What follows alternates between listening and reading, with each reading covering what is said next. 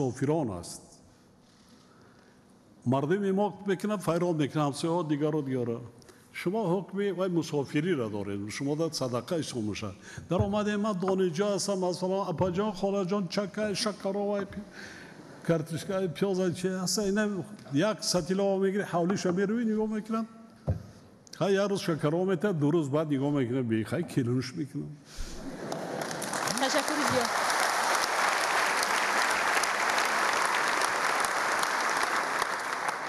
مردمی دنگره مردمی میمان دوست است میمان آواز است. باشه شما اسم میکنین؟ تینجی هستین؟ بله. بچه هاش خلیگان نیستن؟ نه محترم جناب عالی. آراما نه؟ بله. گیدی خوابگاه نمیگردن؟ نه.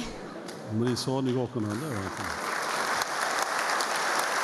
ای چیزی جوانی است نه میگن که دیگر این یک چیزی طبیعی است آخه اگر چشم همی خیلی حتی قاریا را نگاه میکنی زنی دیم و سیم گرفته ایستاده از کجا میکنی؟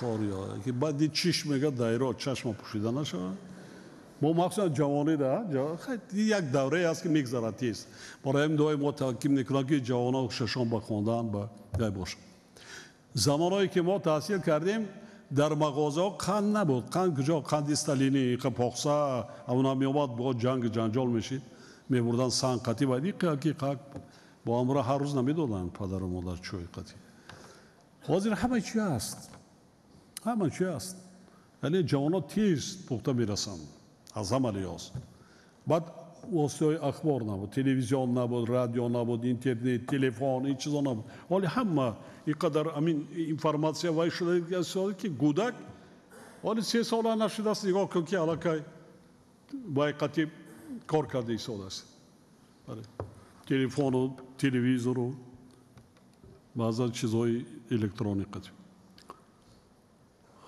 ما دیگه خدمت نداریم. تشکر زیاد محترم جناب عالی. سلامت باشه. این نویه وقت روشه شما هم دروی پخته دارم خیلی عذاب کشیده. ها؟ یا سلامت باشه. حالا همین مرمر شد. سوال طبیبا عالما دا میدادن برای چی امروز هستن کمتر بهتر شده است که هست زیاد مردمی تولد میشوند بچه ها بسیار قدی پست دارند حتی 50 کیلو نمیشوند برای چی؟ سبب چی است؟ حالا که ما مردمی آریایی تبار هستیم آریایی تبار تاریخاً عظیم جوسه بسیار عظیم جوسه تاریخاً قدی بلند روی های دراز بینی دراز نه بینی نه قد گاه یا تنیم تا بینی را میبینی بینایی کلان نه که نه همه است روی دراز نه که بسیار چی است در ساختمان نیروگاه راغو بودم نزدیکی ببینم پس یک کس گفته راست گیرم من آدم نزدیک کارگاه را راست گیرم نگاه کنم از خفا کسی که پای مرا قبیده ایستاده است میگردم نگاه میکنم یک خیال گودک است من بچه مای پیش بگذار پیش میاد مردکی کلان کجا بچه هم ممکن همسالی ما باشه قد نمیقدر 50 کیلو وزن ندارد خیلی راست گرفتیم وای کردیم خیلی راست هم هست پیش هم دویست من گفتم دولار هیچ خیلی دست کدام نایه میشه اینگو نایه فیضاباد آیتم نایه فیضاباد من دولار برای چی قدر این خراب و قدی پست گفت جنابی علی ما سالی جنگ در تولد شده ایم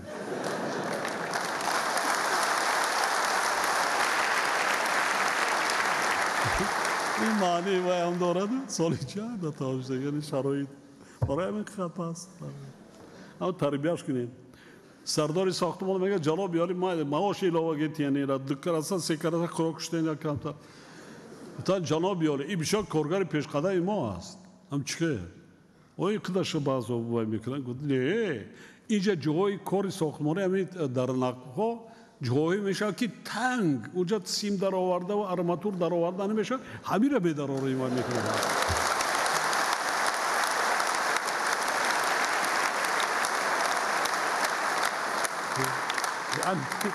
یعنی قد کاتوان در کار میشدی اصلا لیکن همین چیز است اینا آموختم یک عامل شما همون خط نده منوی کرده بودم ممکن که بعد یک ده 20 سال همین را ما سنجیدم مونده کار دیدم آموختم چه گذرانده مونده کار است آموزش که چی است چون که اما بسیار تاثیر منفی میرسون خط نه که در پیش آدم ها میکردن که آدم ها خب برادر سلام و درود صمیمانه به شما اساسگزار صلح و وحدت ملی پیشوای معظم ملت پرزیدنت جمهوری تاجیکستان محترم امامعلی رحمان تشریف مبارک شما در آغاز سال تحصیل به دانشگاه دولتی طبی ختلان فرخنده بود سلامت باش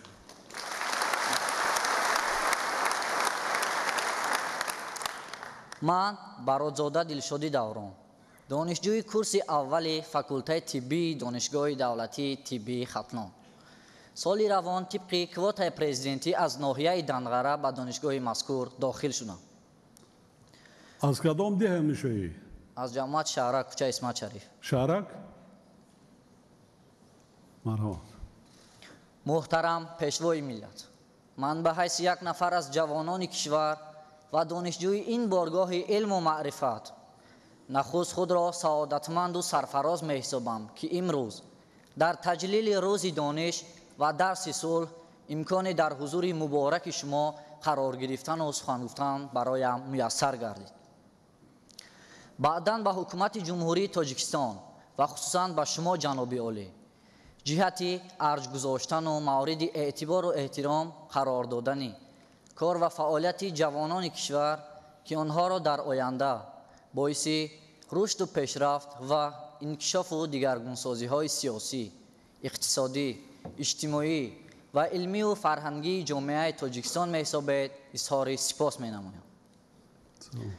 دستگیری و غمخواری پیوسته شما ما جوانان کشور را وظیفه‌دار می سازد که از شرایط و امکاناتی که برای ما فراهم آورده شده است ثمرناک استفاده برده نازکی‌های علم طب را از خود نماییم و در این زمینه فعالیت من بعده خود را برای سازندگی و بنیادکاری و بر منفعت ملت و میهن خویش روانه نماییم.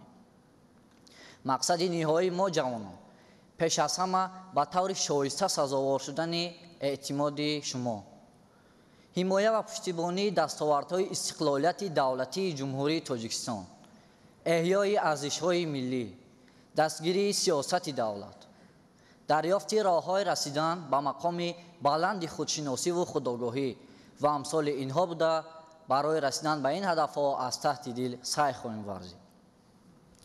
من که دانشجوی سال اول دانشگاه مذکور هستم قبل از همه به شما جناب عالی جهت افتتاح این بارگاه علم و معرفت اظهار سپاس می‌نمایم و از نام تمام دانشجویان کورس اول دانشگاه وعده می‌دهم که با بهای خوب و اعلا تحصیل خواهیم کرد. اینچنین بعد از ختم دانشگاه به خلق وطن عزیز خویش صادقانه خدمت خواهیم نمود. برای توجهتان سپاسگزارم. کدام مکتب ختم کردی؟ مکتب رقم 4. 4 بله. نمیشه بله. پیش همین دانشگاه بله. بای اعلا قطعی باید خوانی پسر کی میشه؟ نام پدرم دوران. ها؟ دوران نام پدرم. که نشناسم. یکی مکتب 4 باشه پیش همین روپروی وای است. دست بای کن. بای اعلا قطعی خوان. پدر و مادرت چیکار میکنن؟ پدرم استای ماشین، مادرم خانشین. پسری کلانی هستی؟ بله. حالا برای پسری کلانی باشه ناز کن. هر جاوردی نکنی. ها؟ بله. تلفن داری؟ تلفن داری؟ بله. تلفن در دسته؟ نه. دسته نه گرفتم. تنها برای کیدا علم تلفن آموزی استفاده میکنی؟ کیدا تلفن میکنی؟ پدر مادر. با کی تلفن میکنه؟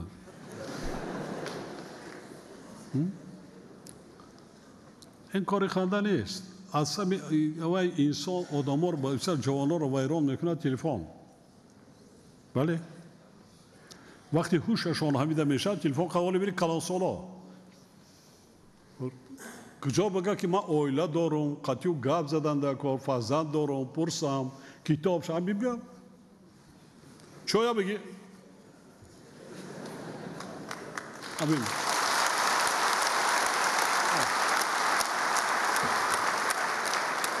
اکنون تلفن ها یک طرف مون پدر مادر تا روز میبینی نمیجا میدهی میگذاری ایره او طرف پدر مادرت پیش خونتون این شرایط ما ندارد خوشتا خواندن نگیر زبانهای خارجی را میدونی؟ زبانهای روسی انگلیسی رو زبانهای روسی و انگلیسی رو در درجه معاشرت کم انک نگاه قدر قریب های ناز قدی خوب یک 80 است 177 قریب 180 قریب اومده است میشه تو 25 26 سالگی قدر میداد های میشه برای زبانهای خارجی را دونستن نکن کی میداند از بین شما باز های میشه برای سواد در کار علم کسب هنر همین خیلی خلات سفید برده آورده بعد های همین خیلی تقدیر بوده گفته کسانی را مریض جواب دادن در کار نیست با یک چیز دیگه هم هست حاضر همین برای های که همین کمتر بینا وزمینتر باشه از سری خودشان ساقط کردن که کسالخانه دا نففتد که اینا برای خودشون نهنگ بدونن اینا شهر میدونن که در کسالخانه وفات کرد اگه اینا همون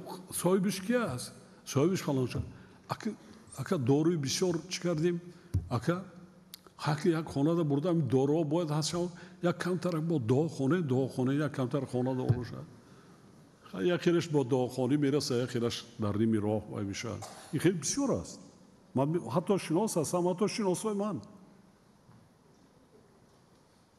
نفری که این فرق زرانده است در میکرد شکایت میکند میبرن گاسترولوگ 10 روز توابتی گاستریت دوتا توابت میکند یک از کاردیوگرام من استعمال نمیکنه که این فرق زراندگی میگه خانه باز شب سوخته ایستاده است میگه زنگ میزنن رفیقی خودش تا که برادر آخه دردش نماند برعکس هم میگه سحر بیا سحر میبره کورپسی قرابولا کاردیولوژیش است گوشتش نمیکنه تو میگه برام کورپس نه کاردیولوژی ده دلتابینا قدم زده میره تو همون دری کاردیولوژی میداره در وای پایگاه میافته تمام یا یگیتی چهارپالویی که ولی خدمتچی دولتی یک منصبدار این خیلی هم هست کمونیا بسیار است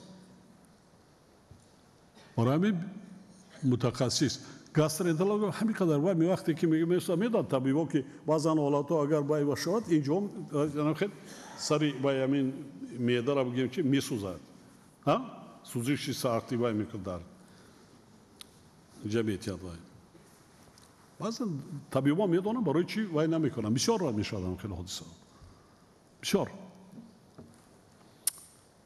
و شما موفقیت برای کار تشکر زیاد خب آلیمان دانشجو سوار پورا سپارش را دادیم همینجا یک چیوی است دیرکسیا کی ساخته همینه اطلاع دیرکسیا ساخته نزدی من بیا ما یک کمبودیت همینجا نشانتی و اصلاح کنیم